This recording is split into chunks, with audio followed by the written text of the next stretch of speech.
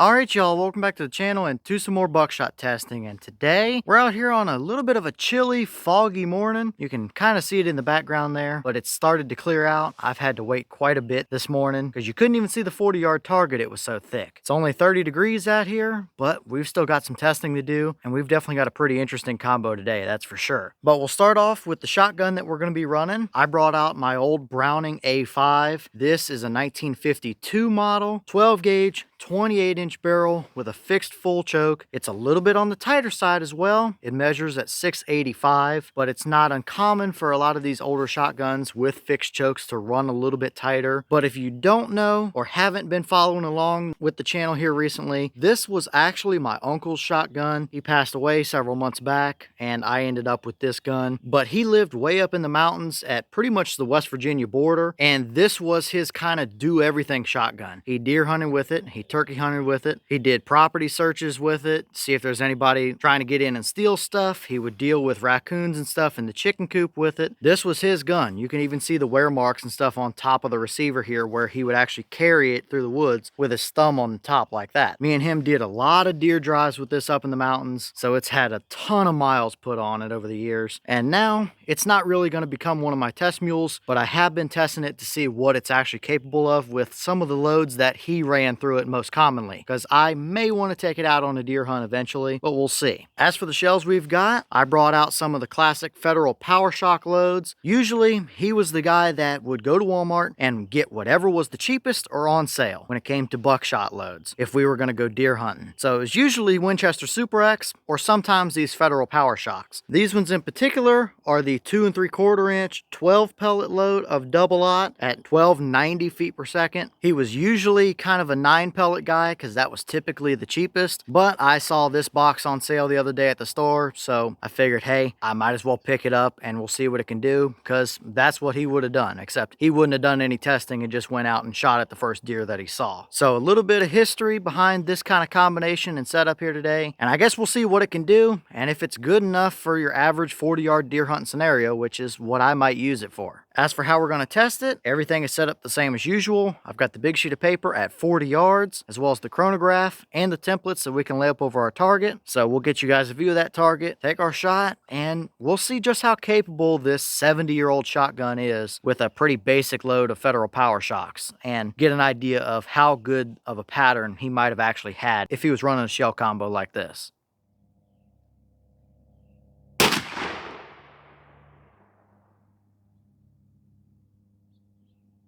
All right, that shell gave us 1300 on the dot. Boss claim is 1290, so 10 feet per second above their claim. I'd say we're seeing exactly what we should be. So looking good here, nothing out of the ordinary. So let's head down and check out our target and see what kind of a pattern that old Browning gave us.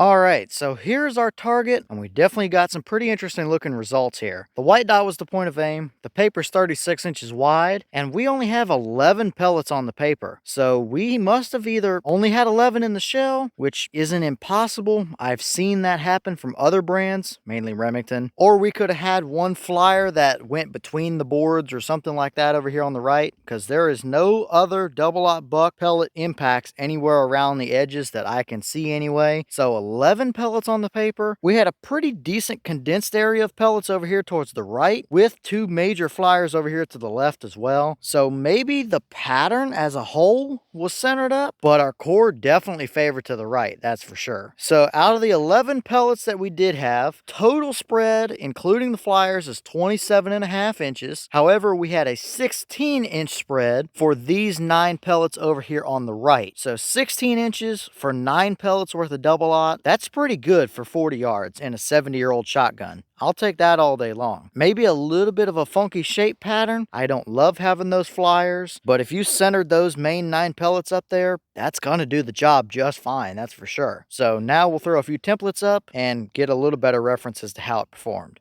All right, so here's our 10-inch circle, and if we give it the benefit of the doubt and put it where our core actually was, we had 6 of the total 12 pellets in the shell within 10 inches at 40 yards. That is plenty good enough for me, that's for sure. That would absolutely do the job, no doubt about it. So now we'll throw up the deer template, and I think that's gonna look pretty good as well. Okay, and just like I suspected, it looks pretty good. You would have absolutely covered that deer's shoulder or vital area with pellets, no doubt about it. So I would say for a 40-yard deer combo, that is plenty good enough. That is definitely better than what we saw with the 9-pellet Super X shells that we recently tested through that shotgun. So it seems like it might prefer the Federals a little bit. I think we're going to have to run a regular 9-pellet through it as well to see what that does. But if I wanted to deer hunt with this, then I know that this combo is 40-yard capable. And I also think I would have a little bit of wiggle room. It wouldn't be overly screaming tight at a little closer range, but if I needed to at 45 or maybe 50 yards, I would probably still have the pattern to do it. So not too bad overall for a deer hunt scenario, that's for sure. And just for those curious, I did bring the hog template out as well just to see what that looks like. Pretty well the same story. I could have favored that template a little farther to the right if I wanted to give the pattern a little bit better benefit of the doubt, but you get the idea either way. It would still be plenty good enough if and when I ever would hunt hogs with this combo. I don't know if I ever will or not, but it would do the job. Overall, I'm liking what I'm seeing here. We definitely have a pretty nice condensed hot central area of the pattern there, which is what I like to see. We're missing a pellet, which I don't love, as well as we got 2 flyers over towards the left, which aren't perfect. It's definitely not a perfect pattern by any means, but it's a 70-year-old shotgun with a shell that was on sale and isn't overly expensive in the first place. I'll take that all day long. If my uncle had walked into Walmart and found these on sale and bought them, he would have been able to shoot deer with them out to 40 yards all day long. And you can't really complain too much about that. If the combo did it back then, there's no reason it can't do the same thing today. So maybe not the best pattern we've seen, maybe not the most perfectly even spread, but it would certainly do the job. And here we have the wad from that shell. To my knowledge, most, if not all of the modern Federal buckshot loads across the Power-Shok, the copper-plated, the flight control line, all of that, most, if not all of them do have wads in them now. And this is very standard equipment, nothing fancy, nothing special, but it does the job decently well in my experience. No major damage or anything. Going through a fixed choke, nothing I'm concerned with. We did go through a 685 for a constriction through that choke, and it didn't damage or push any of the pellets through the wad. It may have been a little bit tight and could have potentially led to a few of our flyers in that kind of a pattern, but as far as the wad goes, I think it did okay. So nothing I'm too concerned with here.